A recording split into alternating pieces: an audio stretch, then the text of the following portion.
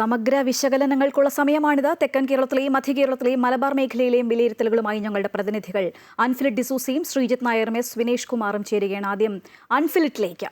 ഇടത് കോട്ടകളിൽ ഇളക്കം സംഭവിച്ചിരിക്കുകയാണ് അൻഫിലിറ്റ്. UDF മുന്നേറ്റത്തോടൊപ്പം NDAയുടെ ഒരു ശക്തി തെളിയിക്കൽ കൂടിയായിരുന്നു ഇത്തവണ. തെക്കൻ കേരളത്തിലെ ത്രിതല പഞ്ചായത്തിലെ LDF വീഴ്ചയെയും UDF മുന്നേറ്റത്തെയും ഒക്കെ എങ്ങനെ വിലയിരുത്താം?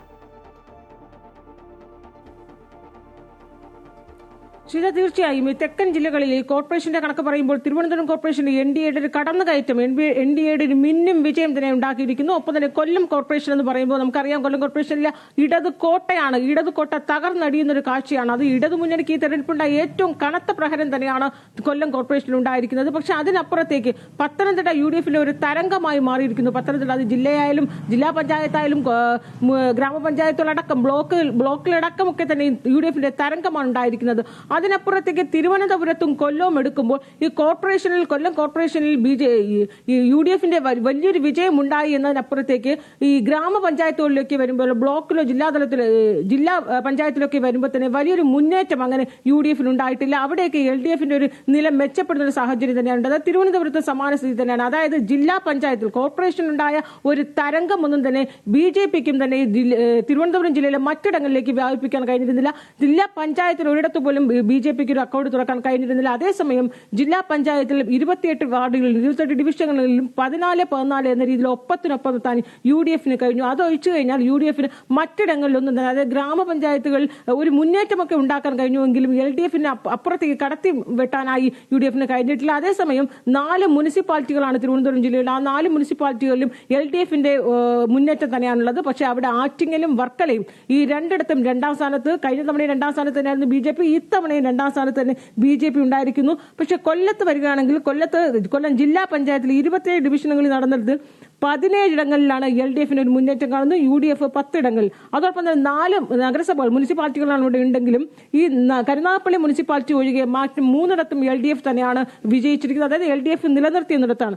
പക്ഷെ അവിടെയൊക്കെ തന്നെ ശ്രദ്ധിക്കേണ്ടത് ഈ 4 മുനിസിപ്പാലിറ്റികളിലും NDAയുടെ ഒരു കടന്നുകയറ്റം ഉണ്ടായിരിക്കുന്നത്. അതായത് NDA വലിയ രീതിയിൽ തന്നെ നില മെച്ചപ്പെടുത്തി എന്നുള്ളതാണ്. ഈ ധനമന്ത്രിയുടെ KN ബാലഗോപാലിന്റെ കൊട്ടാരക്കര നഗരസഭയൊക്കെ തന്നെ LDF നിലനിർത്തിയെങ്കിലും അവിടെ NDAക്ക് 5, 6, 7 എന്ന രീതിയിലൊക്കെയാണ് ഈ നഗരസഭകളിലൊക്കെ തന്നെ NDAയുടെ ഒരു കടന്നുകയറ്റം. അതായത് കൊല്ലത്തൊക്കെ തന്നെയും BJP വലിയ രീതിയിൽ, തിരുവനന്തപുരത്തിന് അപ്പുറത്തേക്ക് BJP വലിയ രീതിയിൽ ഒരു കടന്നുവരവ് ഉണ്ടായിരിക്കുന്നു എന്ന് തന്നെയാണ് ഈ തെരഞ്ഞെടുപ്പ് ഫലം സൂചിപ്പിക്കുന്നത്. അതേസമയം പത്തനംതിട്ട എന്ന് പറയുമ്പോൾ പത്തനംതിട്ടയിലെ ജില്ലാ പഞ്ചായത്തായാലും ഗ്രാമപഞ്ചായത്തായാലും ബ്ലോക്ക് തലത്തിലൊക്കെ തന്നെയും UDFന്റെ ഒരു തരംഗം തന്നെയാണ് ഉണ്ടായിരിക്കുന്നത്. അതായത് UDFിൽ അവിടെ ഇപ്പോൾ ആകെ ബ്ലോക്ക് പഞ്ചായത്തിൽ 8 ഉണ്ടെങ്കിൽ UDF 7ഇടത്തും വിജയിച്ചിരിക്കുന്നു. എല്ലായിടത്തും തന്നെ UDFന്റെ ഒരു തരംഗം ഉണ്ടായിരിക്കുന്നു.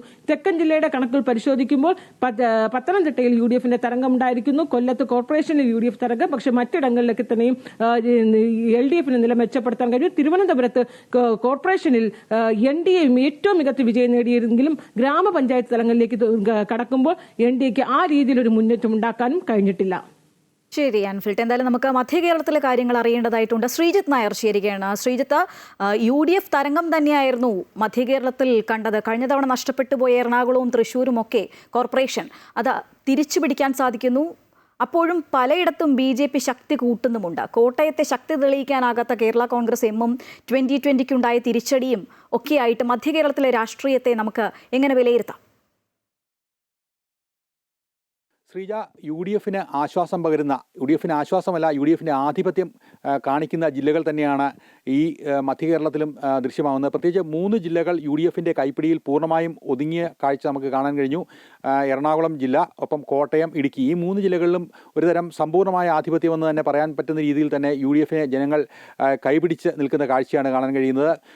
തൃശ്ശൂർ, പാലക്കാട്, ഒപ്പം ആലപ്പുഴ, ഈ 3 ജില്ലകളിലാണ് ഇടതുപക്ഷത്തിൻ്റെ പൂർണ്ണമായും അവർക്ക് വിട്ടുകൊടുക്കാനാവാത്ത സ്ഥലങ്ങൾ ഇപ്പോഴും ഉള്ളത്. UDF അവിടെയും മേൽക്കൈ പല സ്ഥലങ്ങളിലും LDFന്റെ സ്ഥലങ്ങളിൽ സ്ഥാപിച്ചിട്ടുണ്ടെങ്കിൽ പോലും ഇപ്പോഴും LDFന്റെ ഒരു സ്വാധീന ശക്തി ഇപ്പോഴും ഈ 3 ജില്ലകളിൽ തൃശ്ശൂരും ഒപ്പം പാലക്കാടും ആലപ്പുഴയിലും കാണാൻ സാധിക്കും. ഏതായാലും എറണാകുളത്തെ സംബന്ധിച്ച് പറയുകയാണെങ്കിൽ പൂർണ്ണമായും മുനിസിപ്പാലിറ്റികൾ ഒരുമിച്ച് കൊടുക്കുന്ന ഒരവസ്ഥയാണ് ഉണ്ടായത്. അങ്ങ് ആലുവ, അങ്കമാലി തൊട്ട് പിറവം ആകട്ടെ, കൂത്താട്ടുകുളമാകട്ടെ, കോതമംഗലമാവട്ടെ, അങ്ങ് നോർത്ത് പറവൂരാവട്ടെ, കളമശ്ശേരി ആവട്ടെ, ഏലൂരാവട്ടെ, എല്ലായിടത്തും UDFന്റെ തേരോട്ടം. ഗ്രാമപഞ്ചായത്തിലും ഇതേ ഒരു അവസ്ഥ തന്നെയാണ് നമുക്ക് കാണാൻ കഴിയുന്നത്. കണക്കുകൾ എങ്ങനെ നോക്കിയാലും ബ്ലോക്കുകളിൽ മാത്രമാണ് ഈ ഒരു LDFിൻ്റെ ഒരു സ്വാധീനം പല സ്ഥലങ്ങളിലുള്ളത്. പക്ഷേ പൂർണ്ണമായും UDFിൻ്റെ ഒരു തേരോട്ടം കാണാനാവുന്ന അവസ്ഥ തന്നെ കാണിക്കുന്നു. തൃപ്പൂണിത്തുറയിലാണ് നിലവിൽ ഈ ഒരു ചാഞ്ചാട്ടത്തിൽ നിന്ന് BJP നേട്ടം കൊയ്ത ഒരു സ്ഥലം ആയിട്ട് നമുക്ക് കണക്കാക്കാനാവുന്നത്. അവിടെ ഒരു മെച്ചപ്പെട്ട ഒരു പ്രകടനം BJPക്ക് കാഴ്ചവെക്കാൻ സാധിച്ചു. അങ്ങനെ നഗരസഭകളിൽ പൂർണ്ണമായൊരു സ്വാധീന ശക്തിയായി UDF വളരുന്നു. പ്രത്യേകിച്ച് എറണാകുളം, കോട്ടയം, ഇടുക്കി ഈ സ്ഥലങ്ങളിലെ പഞ്ചായത്തുകളിൽ പോലും ഏറ്റവും മികച്ച രീതിയിൽ UDFിന് മുന്നേറാൻ കഴിയുന്നുള്ളതാണ് ഏറ്റവും പ്രധാനപ്പെട്ട കാര്യം. കോട്ടയത്തെ കാര്യം പറയുകയാണെങ്കിൽ കോട്ടയത്ത് നമുക്കറിയാം കേരള കോൺഗ്രസും UDFും കൂടെ ഒരു UDF സംവിധാനത്തിൽ പ്രവർത്തിച്ചിരുന്ന സ്ഥലമാണ് കോട്ടയം. കഴിഞ്ഞ തവണ ആ കോട്ടയത്തെ പിന്നെ കേരള കോൺഗ്രസ് എന്ന് പറയുന്നത് UDFിൻ്റെ കരുത്തായിരുന്നു. പ്രത്യേകിച്ച് മലബാർ ജില്ലകളിൽ എങ്ങനെയാണോ ലീഗ് അതുപോലെ തന്നെയായിരുന്നു കോട്ടയത്തും ഇടുക്കിയിലും കേരള കോൺഗ്രസ്. കോട്ടയത്തെ കേരള കോൺഗ്രസിൻ്റെ ബലം നഷ്ടപ്പെട്ട് ഒരു കാഴ്ചയാണ് കഴിഞ്ഞ തവണ കണ്ടത്. അതിൻ്റെ ഒരു പ്രതിഫലനമാണ് പാലാ നഗരസഭയിൽ ഉൾപ്പെടെ UDF ഭരണം നഷ്ടമാകുന്നൊരു കാഴ്ച കണ്ടിരുന്നു. പക്ഷേ ഇത്തവണ എങ്ങും ഇടതുപക്ഷത്തിന് ഒരു മേൽക്കൈ നേടാൻ കഴിയാത്ത അല്ലെങ്കിൽ ഭരണം പിടിക്കാൻ കഴിയാത്ത സാഹചര്യമാണ്. കോട്ടയം ജില്ലയിലെ ഒരു മുനിസിപ്പാലിറ്റിയിലും ഇടതുപക്ഷത്തിന് ഭരണം പിടിക്കാൻ കഴിയാത്ത സാഹചര്യമാണുള്ളത്. മാത്രമല്ല കോട്ടയം നഗരസഭയിൽ UDF ഭരണം തുടരുന്ന ഒരു കാഴ്ചയും നമുക്ക് കാണാൻ കഴിഞ്ഞു. അത് മെച്ചപ്പെട്ട രീതിയിൽ ഭരണം തുടരുന്ന കാഴ്ചയും കാണാൻ കഴിഞ്ഞു. മാത്രമല്ല UDFിൽ നിന്ന് പിണങ്ങിപ്പോയ ലതിക സുഭാഷ് ഉൾപ്പെടെയുള്ളവർ 3-ാം സ്ഥാനത്ത് വരുന്നൊരു കാഴ്ച. തിരുനക്കരയിൽ ഏറ്റവും നഗര ഹൃദയത്തിൽ വളരെ അങ്ങേയറ്റം ദയനീയമായ പരാജയം ലതിക സുഭാഷ് ഏറ്റുവാങ്ങുന്ന ഒരു കാഴ്ച കണ്ടു. ഏറ്റുമാനൂരിൽ മികച്ച രീതിയിൽ ഒരു ഭരണം നിലനിർത്താൻ UDFിന് കഴിയുന്നുണ്ട്. ചങ്ങനാശ്ശേരിയിൽ നമുക്കറിയാം NSSൻ്റെയൊക്കെ ഒരു നിലപാടുള്ള മണ്ഡലമാണ്. അവിടെ സമദൂര രീതിയിൽ തന്നെയാണ് ഇപ്പോഴും അവിടുത്തെ കക്ഷി നിലനിൽക്കുന്നത്. UDFിന് ഒരല്പം മേൽക്കൈ ഉണ്ടെങ്കിലും BJPയും LDFും ഏതാണ്ട് ഒരേ രീതിയിൽ നിൽക്കുന്നതുകൊണ്ട് ആരെ പിന്തുണച്ചാലാണ് ഭരണം കിട്ടുക എന്ന് അറിയാത്ത സ്ഥിതിവിശേഷമാണ് ചങ്ങനാശ്ശേരിയിൽ ദൃശ്യമാകുന്നത്. ആലപ്പുഴയിൽ പല രീതിയിലുള്ളൊരു G. സുധാകരൻ ഉൾപ്പെടെയുള്ള മുതിർന്ന നേതാക്കളുമായി ബന്ധപ്പെട്ട പല പ്രശ്നങ്ങളും നമ്മൾ കണ്ടിരുന്നു. എന്തായാലും ആലപ്പുഴയിലും LDFിന് പതറുന്ന ഒരു കാഴ്ചയാണ് കണ്ടത്. കാരണം അവിടെ പൂർണ്ണമായും അവരുടെ മണ്ണ് നഷ്ടപ്പെട്ടിട്ടില്ലെങ്കിൽ പോലും കുട്ടനാടൻ മേഖലകളിൽ വലിയ രീതിയിൽ സ്വാധീനം ഉണ്ടായിരുന്ന സ്ഥലമാണ് ആലപ്പുഴ. അവിടെ രാമങ്കരി ഉൾപ്പെടെയുള്ള സ്ഥലങ്ങളിൽ അവിടെ CPMും CPIയും പരസ്പരം പോരടിച്ചു. അതിൻ്റെ ഫലമായി UDF വിജയിച്ചു പോവുകയും ചെയ്തു. മാത്രമല്ല പല ആ മേഖലകളിലെ സ്ഥലങ്ങളിലേക്കും കടന്നു കയറാൻ UDFിന് സാധിച്ചിട്ടുണ്ട്. ചേർത്തല ഒഴിച്ച് ഒരു സ്ഥലങ്ങളിലും ആലപ്പുഴയിൽ ഭരണം നിലനിർത്താൻ അല്ലെങ്കിൽ മുനിസിപ്പാലിറ്റികൾ നഷ്ടപ്പെടുന്ന ഒരു കാഴ്ച. ആലപ്പുഴ മുനിസിപ്പാലിറ്റിയിലെ ഭരണം പോലും നഷ്ടപ്പെട്ടു. ചേർത്തല ഒഴിച്ച് ബാക്കി ഒരു സ്ഥലങ്ങളിലും LDFിന് അധികാരത്തിൽ വരാൻ പറ്റാത്തൊരു സാഹചര്യം ഉണ്ടായി.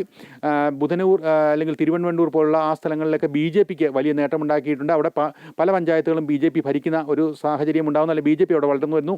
SDPI അമ്പലപ്പുഴ വടക്ക് പഞ്ചായത്തിൽ അധികാരത്തിൽ എത്തുന്ന ഒരു കാഴ്ചയും നമുക്ക് ആലപ്പുഴയിൽ നിന്ന് കാണാൻ കഴിയുന്നുണ്ട്.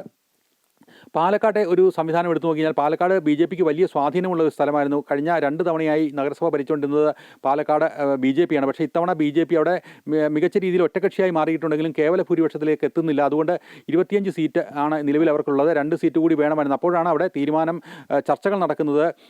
അതായത് ഒരു സ്വതന്ത്രനെ പിന്തുണച്ചുകൊണ്ട് LDFും UDFും കൂടെ ഒരുമിച്ച് BJPയെ പുറത്തു നിർത്താനുള്ള ഒരു ചർച്ചകളൊക്കെ തുടങ്ങിക്കഴിഞ്ഞു. മാത്രമല്ല ഇത്തവണ ഹാട്രിക് പ്രതീക്ഷിച്ചാണ് BJP പാലക്കാട് മത്സരിച്ചത്. പക്ഷേ അത് മുന്നേറ്റം ഉണ്ടാക്കാൻ കഴിഞ്ഞില്ല. പലതരത്തിലുള്ള പ്രശ്നങ്ങൾ അതിനിടയ്ക്ക് അവിടെ പാർട്ടികളിൽ ഉണ്ടായിരുന്നു. അതുകൊണ്ട് തിരുവനന്തപുരത്തെ പോലത്തെ ഒരു വിജയത്തിൻ്റെ അടിസ്ഥാനത്തിൽ പാലക്കാട് കുറേ കൂടി മെച്ചപ്പെട്ട വിജയം പാലക്കാടും തൃശ്ശൂരും വരേണ്ടതാണ്. പക്ഷേ ആ 2 സ്ഥലങ്ങളും ആ രീതിയിൽ പ്രതിഫലിക്കുന്ന രീതിയിലൊരു വിജയം അവർക്കുണ്ടായില്ല. പക്ഷേ വലിയ പരാജയം എന്നുള്ള രീതിയിൽ ഉണ്ടാകുന്നില്ല. പാലക്കാട് അവർ ഒറ്റക്കക്ഷിയായി തന്നെ നിലനിൽക്കുകയാണ്. തൃശ്ശൂർ നമുക്കറിയാം വീണ്ടും UDFിൻ്റെ കൈകളിലേക്ക് തൃശ്ശൂർ കോർപ്പറേഷൻ എത്തിപ്പെട്ടിരിക്കുകയാണ്. തൃശ്ശൂർ ശരി ശ്രീജിത്ത്, ഞാനൊന്ന് ഇടപെടുകയാണ്. ഇപ്പോൾ മലബാറിലെ കാര്യങ്ങൾ കൂടി അറിയേണ്ടതായിട്ടുണ്ട്. വിനേഷ് കുമാർ ചേരുകയാണ്. വിനേഷ്, ഈ മലബാറിലും വലത് തരംഗം തന്നെയായിരുന്നു. വയനാടും മലപ്പുറത്തും കണ്ണൂരും പാലക്കാടും ഒക്കെ നമ്മൾ അതാണ് കണ്ടത്. പാലക്കാട് നമുക്കറിയാം രാഹുൽ ഫാക്ടർ ഉണ്ടായിരുന്നു. എന്നിട്ടും ഈ ഒരു മുന്നേറ്റം കാഴ്ചവെക്കാൻ സാധിക്കുന്നുണ്ട്. ശ്രീജിത്ത് സൂചിപ്പിച്ച പോലെ പാലക്കാട് നഗരസഭയിൽ ചില കൈകോർക്കലുകൾക്കുള്ള ശ്രമങ്ങളും കോൺഗ്രസിന്റെ ഭാഗത്തുനിന്ന് ശ്രമം തുടങ്ങിയിട്ടുണ്ട്. എങ്ങനെ വിലയിരുത്താം മലബാറിലെ ഒരു ഫലത്തെ?